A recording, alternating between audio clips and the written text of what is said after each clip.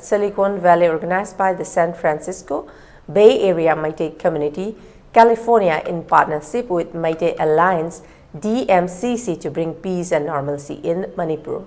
The rally was held in front of City Hall, San Jose, California on 17 December.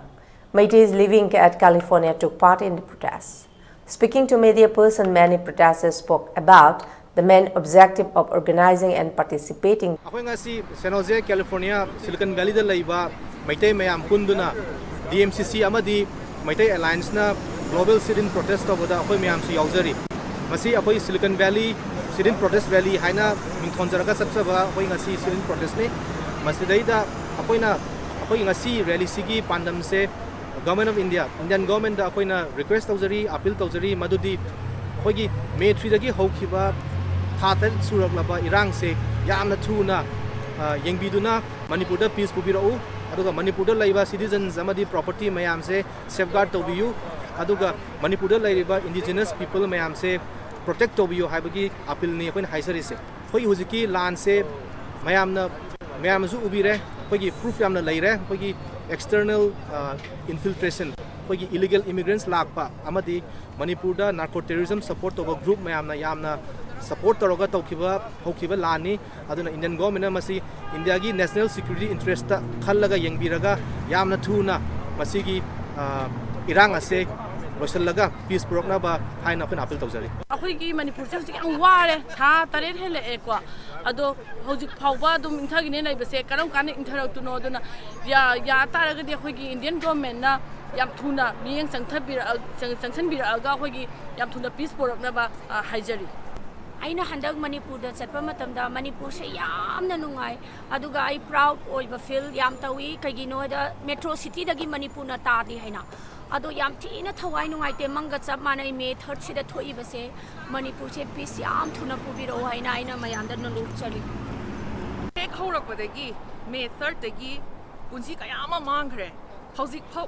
kayam hena mangan gi doino sigi questions ai hangjaningi akhoi gi khonlaw ngasi sule panate akhoi gi awaba se mit thup tirbra yengbada ngasi phawba aduna India government ta appeal tawningi se karimta nate akhoi gi awaba se loisan biro yengba taba haiba ngamdre Manipur da santi thuna purakna ba India government ta hana haizeri akhoi Manipur da lairiba akhoi gi isi now imai ben puno pu akhoi na sidagi lamdam tamna ko yamna nokna khurumjari aduga akhoi na haijening badi akhoi gi lamdam do akhoi mi su yamba natte akhoi gi lairiba lamdam du da lairiba mi sing si kaisu yamba natte akhoi gi India gi saurba khunna chauba sigi manung da de akhoi yamna pikpa khunai ni aduna akhoi na waba se uraga akhoi yamna nuaite akhoi gi awaba si yamna tuna kokna ba hona bu mayam aduna akhoi amaga nungsina na laiminasi akhoi si now awaba ko kano laita laira di khulakta leiba khunggang da leiba sing awaba mayam do mayam kokna ba am tokna biu Manipur da handaki thoi birang se yam thuna peace purapu erasanu haina agi makedi thunjari I request the Indian government to bring peace in Manipur and protect the Meiteis. Manipur has been burning for the last 7 months. I request the Indian government to help the Meiteis and bring peace to Manipur. We request the Indian government to look into the crisis in Manipur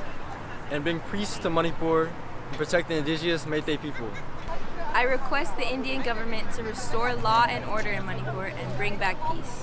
Please stop fighting peace and let Manipur has peace. Mr. Modi, please help Manipur. Manipur has been suffering and you haven't speak the word to them. No one and people are being treated really unfairly.